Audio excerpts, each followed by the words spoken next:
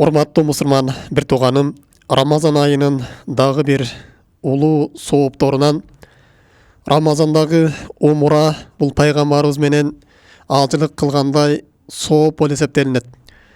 Ар бир мусулмандын жүрөгүндө улуу бир кыял максат бар. Бул пайгамбарыбыз саллаллаху алейхи вассалам менен бирге болуу, анын жүзүн көрүү, аны менен бирге сапарга чыгуу, аны менен бирге ибадат кылуу. Ушундай улуу нерсе. Кайсы гана мусулман пайгамбарыбыз менен бирге анын жанында чогуу ажылык кылууну каалабайт. Бирок биз бул нерсени болуш мүмкүн эмес деп ойлошубуз мүмкүн. Пайгамбар саллаллаху алейхи вассалам бизге чоң бир сүйүнүч хадисин айтат. Ким пайгамбар менен чогуу болгум келет дей турган болсо, аны менен чогуу ибадат кылгым келет дей турган болсо, анда төмөндөгү хадис пайгамбар саллаллаху алейхи вассалам айтат: "Умрату фи Рамазан кал хаджи маи." Рамазандагы аткарылган умра бул мени менен чогуу ажылык кылгандай дейт. Өтө улуу мүмкүнчүлүк. Рамазандагы аткарылган умранын сообу жагынан пайгамбарыбыз менен аткарылган ажылыктын сообуна барабар экен. Ажылыктын орду исламда өтө улуу ибадаттардын бири.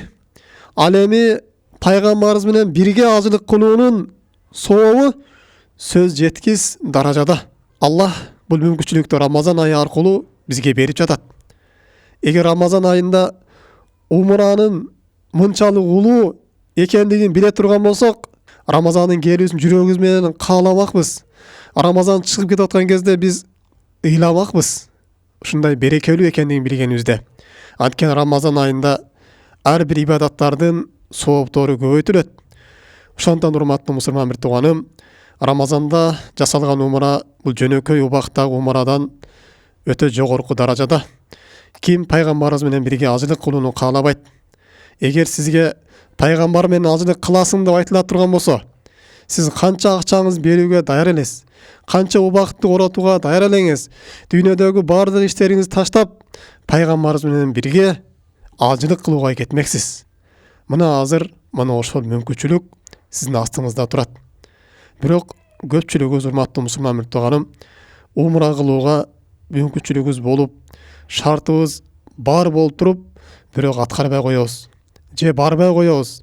Же жүрөгүбүздөгү ыйманыбыздын алсыздыгынан мында гафилеттебиз. Биз Рамазан айында умра кыла турган болсок, пайгамбарыбыз менен бирге ажылык кылгандай соопторго ээ болот экенбиз. Ошондуктан бул нерседеги дагы биз маани беришибиз керек.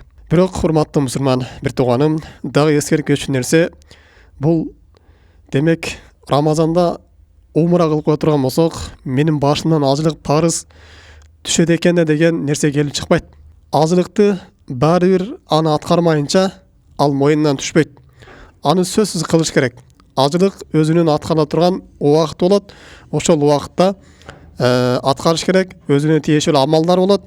Өзүнүн рүкүндөрү бар, өзүнүн важиптери бар. Ал өзүнчө амал. Бирок бул жердеги сөз болуп жаткан нерсе анын сообунда болуп турат.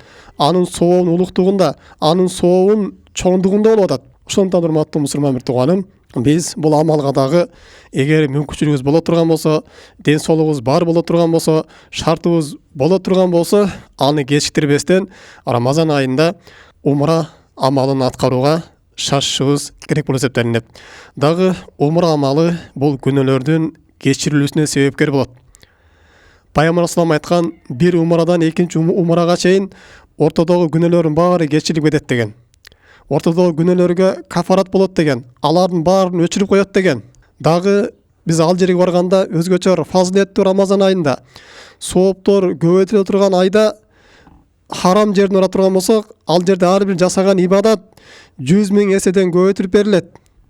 Андан кийин Мадина жерине барып жасай турган болсок, ал жерден 1000 эседен көбөйтүп берилет. Ал жака барып бир айткан тасбихиңиз 100 000 эсе көбөйтүлөт. Кабанын жанындагы. Кабанын жанында кылган дуалар кабыл болот.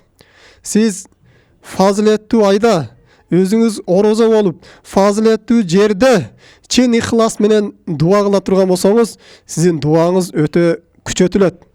кылган ибадаттарыңыз өтө күчөтүлүп, анын сооптору чексиз кылып көбөйтүлүп берилет.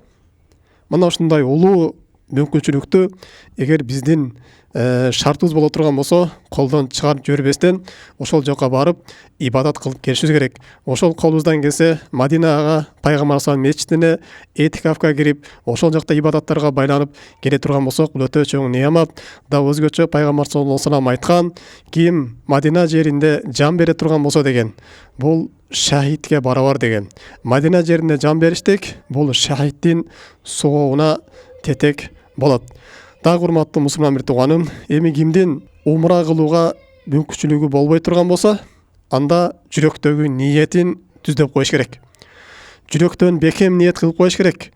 Аллах Таала мына ошол нерсенин сообун берип кое берет. Чын ихластан эгер менин да мүмкүнчүлүгүм боло турган болсо, мен да ошол жака умра кылат элем, ушундай амалдарды аткарат элем деп чын жүрөктөн өкүнүп, чын жүрөктөн ушул нерсени каалап, ихлас коюп кое турган болсо, Аллах Таала мына ушул нерсени берип кое берет экен.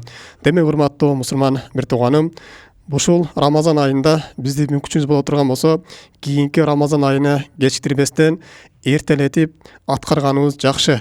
Анткени кийинки Рамазан айында биз жетебизби же жетпейбизби, же жетсек дагы ал жерде биздин ден соолугубуз болобу, мүмкүнчүлүгүбүз болобу, болбой калабы, бул Аллах Тааланын астындагы маалым нерсе.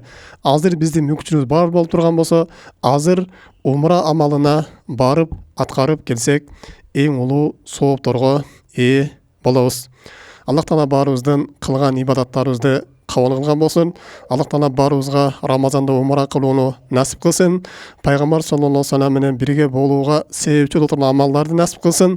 Кыямат күнүндө баарыбызды пайгамбардын чогуу кылсын. Субханак Аллахумма бихамдик, ашхаду ан ла илаха илля анта, астагфирука ва атубу илейк. Ассаламу алейкум ва рахматуллахи ва баракатуху.